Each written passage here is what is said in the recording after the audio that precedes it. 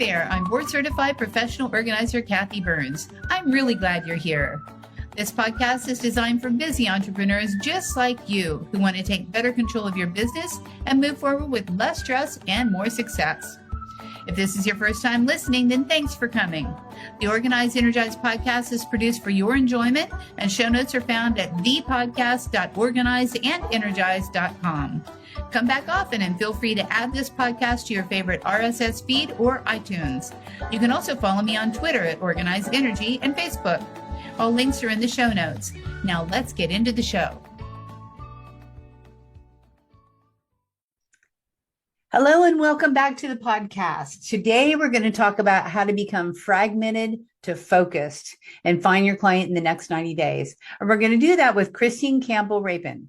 She's a dynamic business advisor, a mentor, and an international speaker who's helped over 400 companies generate more than 18 million in revenue. Christine's a 3-time best-selling author and podcast host. She simplifies success through strategic marketing, client acquisition, and scalable infrastructure. Christine's workshops and podcasts amplify your marketing message, equip business owners to grow with clarity and impact. I can't wait for you to meet Christine, so let's jump in. Hi, Christine. I'm so glad that you're on the show. We're going to have fun talking about how to get focused. And I know that that's one of your superpowers, so I really appreciate you being a guest on the show. Thank you for having me. Super excited to dial it in heavy and hard. Let's get it fixed and focus. Dial it in, focus, laser focus.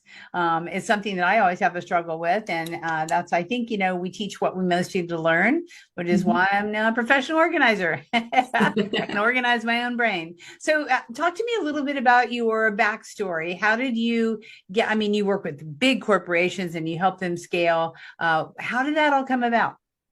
Yeah, I'm a corporate runaway. I've spent a lot of time in my previous life in the world of corporate working with some very, very big companies. And I have been everything in startup to the biggest companies on the planet. And what I learned was how to connect the dots.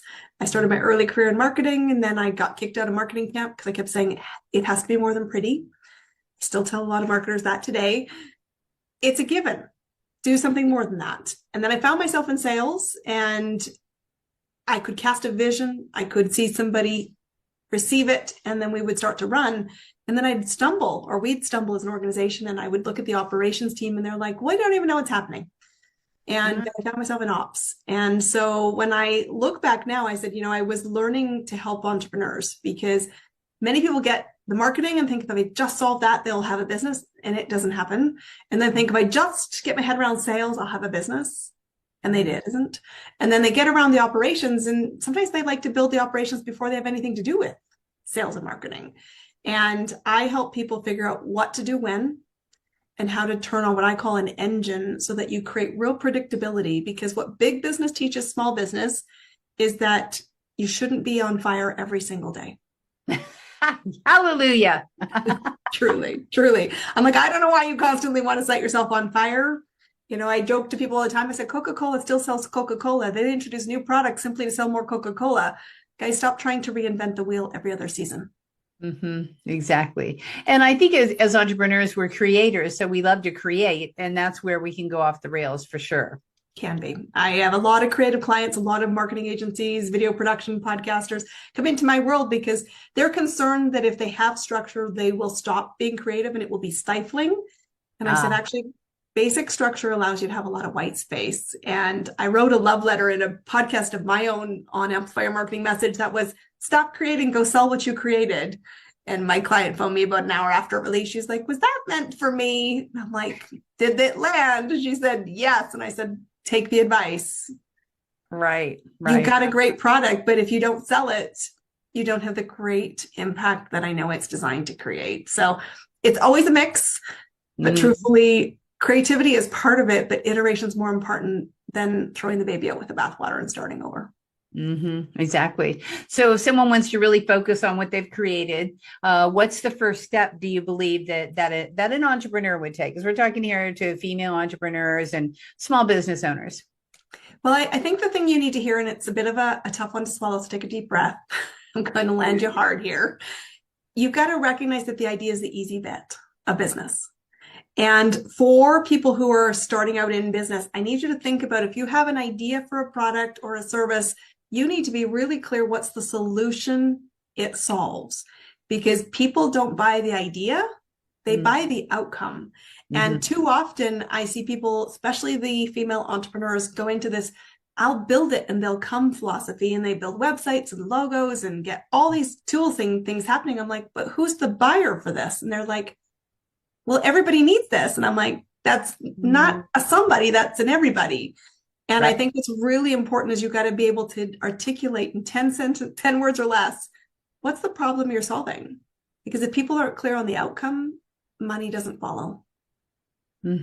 Exactly. And it's more fun to create systems than to go into that part.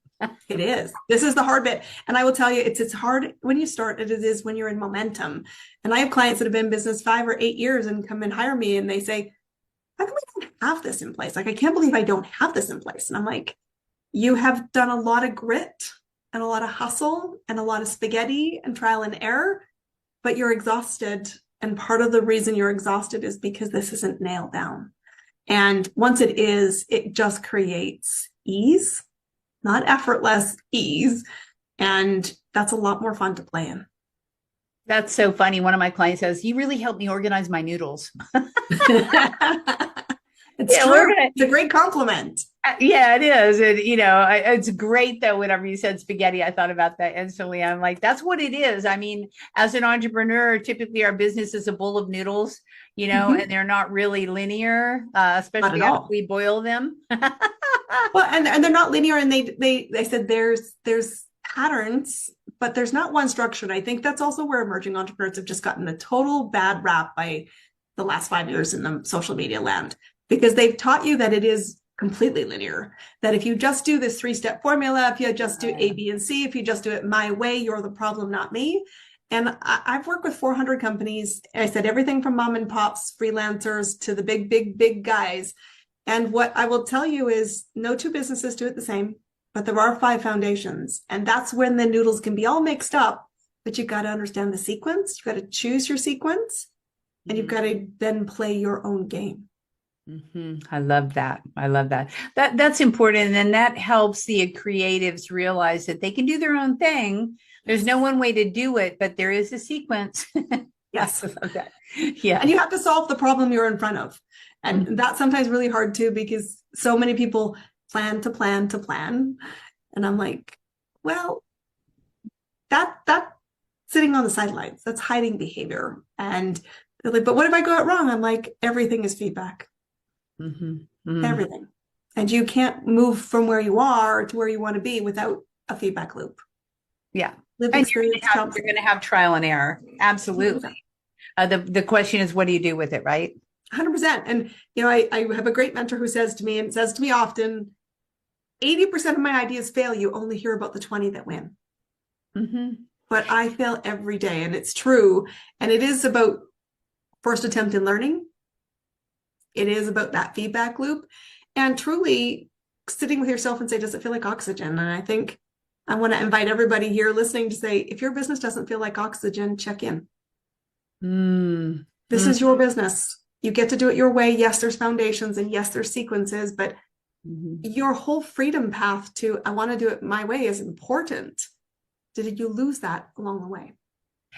All the time, because you end up getting suffocated. Like you said, I like the oxygen metaphor. So you feel like you're drowning in your own business, and you've lost your whole way. You're not even going where you're not doing what you thought you wanted to do when you started the business. So that's why people that do what you do are so very important as a way shower. So, okay. So they've identified the problem. And they know what their solution is that they're offering, their specific solution. And what's the next step? I think what's really important is movement.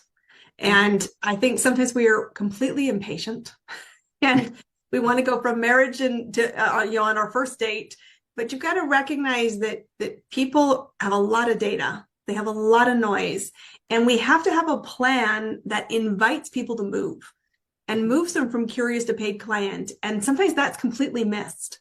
I'm not talking about, what your marketing tactic is. I don't care if you want to build on social media, you want to be a speaker, you want a podcast, you want to run Facebook ads. I don't care what your tactic is, but the intent of every tactic you've ever heard about is movement. And I think we have to slow down enough to say, have I thought through how I will invite people to explore? Because when somebody has a problem they know about, they're seeking a solution and they want to be explorers of the solutions in the marketplace. And they're deciding, am I in the right room? They're deciding, do you know what you're actually doing? They're deciding, are you a person I feel safe with? And they're asking, does it work? More importantly, will it work for me? And that's all about those micro buy-ins. And many businesses just never think this through. And when I say it, they go, this is really obvious. I said, yeah, but where's the steps in your own business? And they're like, well, I want them to go on a sales call. And I'm like, they don't even know what they're there for yet. And so I think there's importance that we have a strategy. What makes us our true north? Like, what's our opinion, our values, and our fundamentals? What result do we stand for? Where do we want to play? How do we want to play there? Why will we win there? And those are pieces that you have to really have answers to, because if you don't, your audience can feel the gap and it breaks down trust. And people don't want to spend money if they don't feel safe and trustworthy with the other person at the table. So I think you have to have an intentional strategy that moves people along. And movement is the key to building momentum. And I think the coolest thing, if I look back on my last year, I was just meeting with so many clients over the holidays, having, celebration lunches and getting together and really toasting their progress.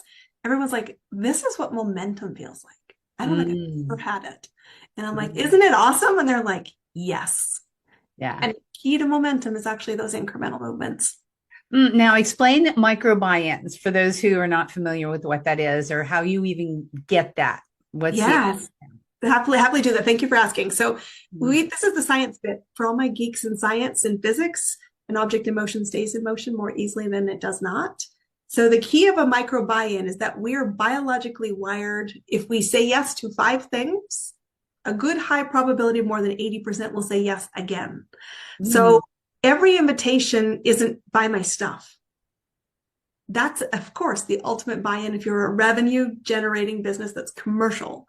But it's an invitation to explore it. It could be to engage in a social media post. It could be to engage in a resource. It could be come to an event. It could be have a conversation. Do you have an agreement with this opinion? But you want to stack these micro buy-ins and all these mini invitations, which is what I call get your ask on, invite people to do something. And those that move are more likely your people.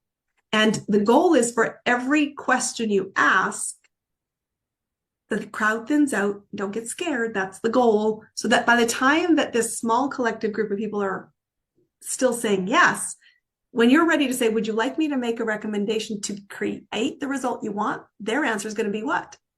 Yes, I'd like to hear it. And at that point, you're in a really good position to make an offer and ask them, if I make you an offer, will you make a decision? Love it. Love. We'll talk about the takeaway is you get them to do 5 yeses, and then you've got 80% chance that they're going to do what you would love them to do and what you think them do. And your people, anybody else who didn't say yes along the way, isn't your people. So you stop wasting time with the tire kickers. Yeah. And you don't have to worry about it because the world's your oyster and not everybody wants what you are eating. 100% true. Not everyone wants spaghetti. They don't like oysters, then maybe they should go somewhere where they can eat turkey. 100% true. Love it. Love it. So talk to me about a period in your life how long ago did you launch the service? You left corporate. What happened and what was a big struggle that you had to overcome when you were launching? Well, the first piece is I didn't have this clear cut and break. So there's a lot of narrative around there of, burn the boats, quit your job before you have revenue. I don't advocate that. So I actually ran my business. My current business, my global consulting business I run today is in its 5th year.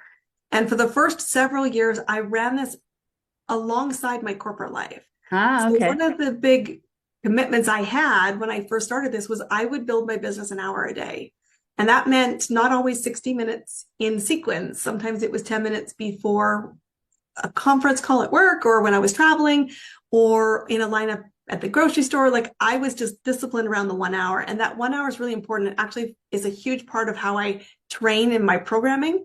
Because I said, if you can commit to 1 hour, you can decide to add more. But if you can't do 1 hour, quit the field, you won't build any revenue. Yeah. And it's about staying in that movement piece again. And so I built my business around my corporate life for years. And the big challenge was recognizing and buying into, I have a capacity problem.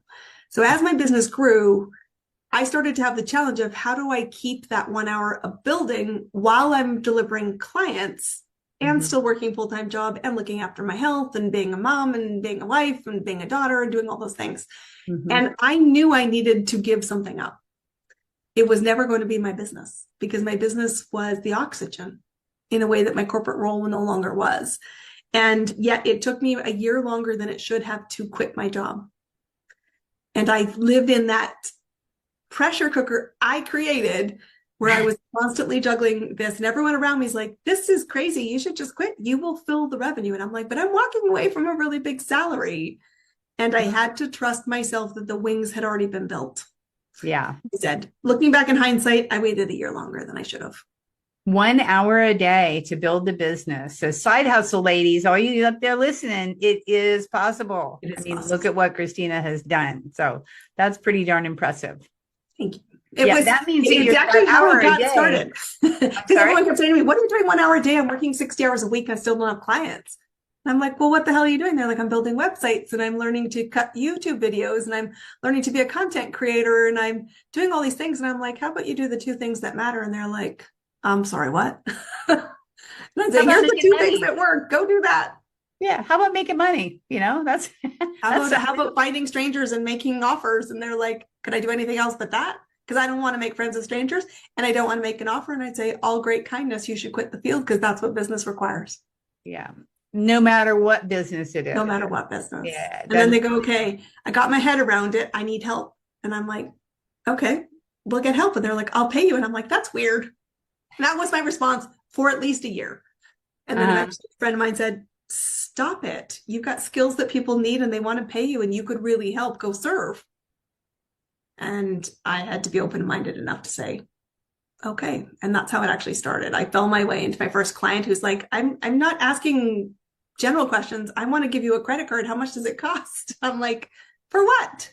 And they're like, to help me figure out who a buyer is and tell me how to figure out how to move them and how to actually ask for a sale and how to do that more than once every quarter. And I was like, oh, I could help you do that. They're like, I know. How much does it cost?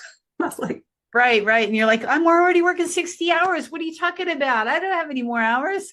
Well, and I thought to myself, well, this is the number. And she's like, great, here's my credit card. And then I left the room and I joked to my husband, I'm like, I've got a credit card I don't know how to process.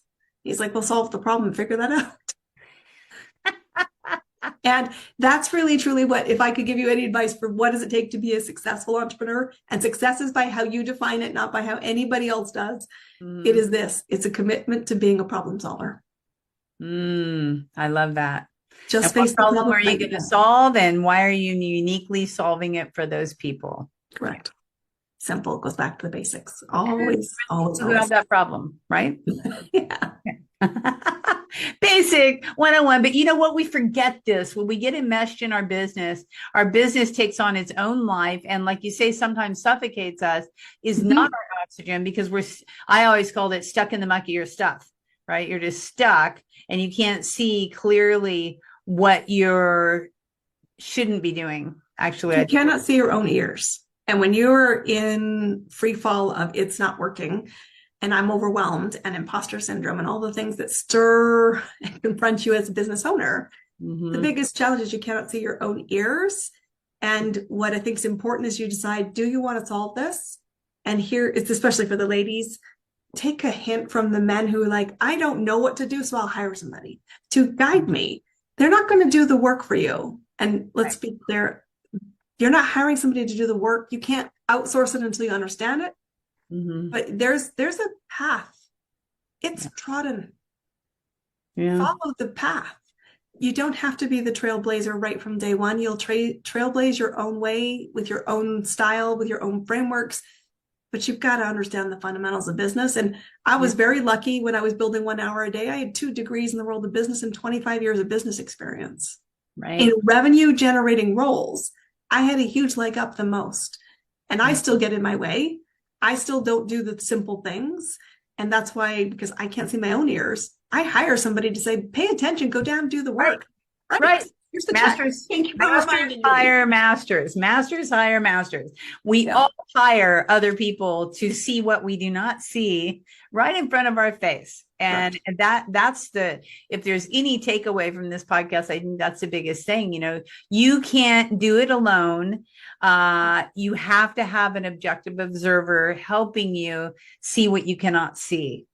So yeah, for sure. And you've got to realize, what will you be like if you keep going at the pace you're on? Because busy leads to broke leads to burnout, and that's a path you're already on. All of us are, because we overestimate what we can do in a short term and we underestimate the long-term impact. And when I hired my first mentor, I had 1 client. I hired them for 2 years from my first contract. Yeah. And this was why I actually I said business skills. So I give myself a huge leg on that than most. But what I realized was I would be unrecognizable continuing to work my corporate job, continuing to do this at the space. It would take me 5 years to get to where I could quit my corporate job. And I thought, I'll be unrecognizable in 5 years. And I had a new marriage and some bonus kids that were, young teenagers. And I'm like, that's not fair on them. And if I'm going to do this, I have to bet on myself, and I have to get there faster with help. And it was scary. 6 months of it, I funded it from my corporate job. But by 6 months, I was making enough revenue to pay for the coach. And then I never looked back. Excellent. Excellent. Good one. So if you could tell your 18-year-old girl self some advice, if you give her a little piece, what would you tell her now that you know what you know?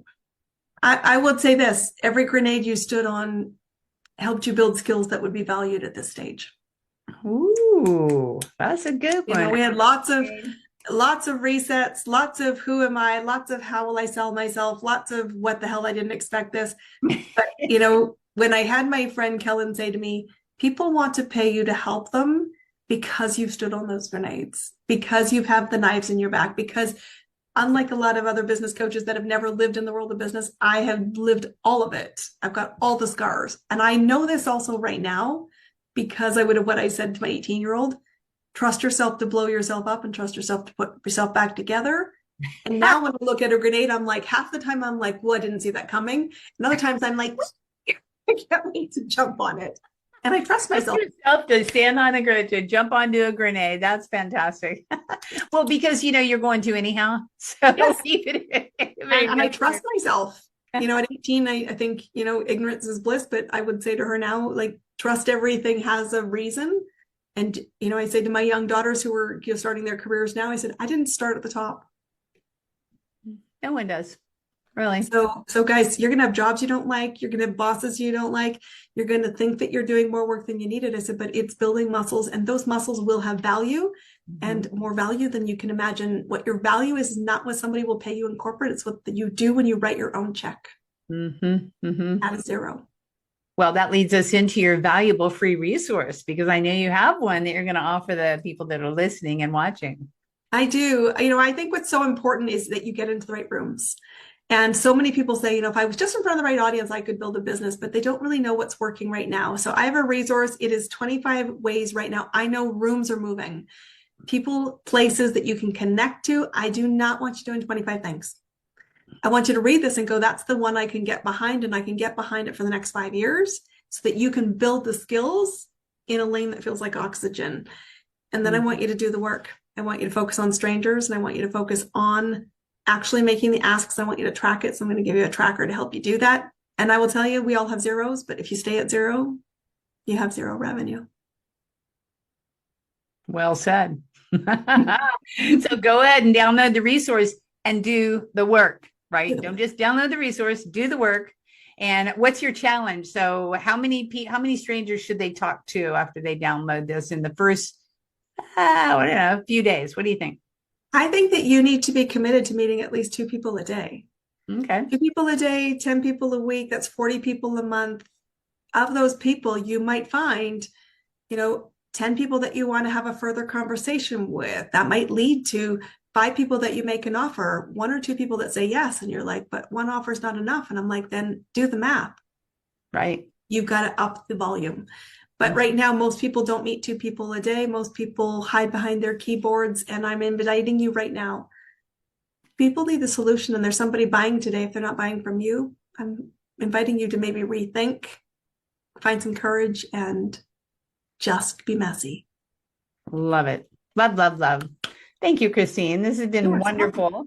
I know that you folks are going to take action. I know you're motivated now, so go ahead and hit it, click, download it, take it, and take some action right away. That's what this podcast is all designed for you to do. And, Christine knows what she's talking about. So take advice. Take it to the bank and go find your next client. Yes, go find your next client. That is your goal for this week. Okay, this week, find your next client, or at least talk to 2 people a day to figure it out.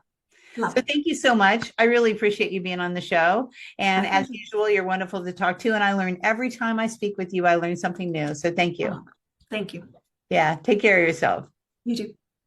Until next week, you guys, if you like this, if you felt motivated, inspired, please give it a thumbs up. Please give it a review. Very much appreciated. If you know someone who really needs what we just talked about, forward it over to them. Would appreciate the help promoting the podcast and promoting Christine.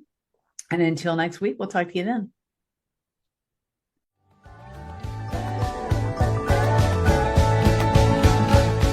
Hey, thanks for listening to this podcast. I hope you enjoyed this episode, and if you want to hear more, feel free to subscribe on the platform of your choice. Also, if you feel so inclined, I would truly appreciate a good rating from you to me. Have a stellar day.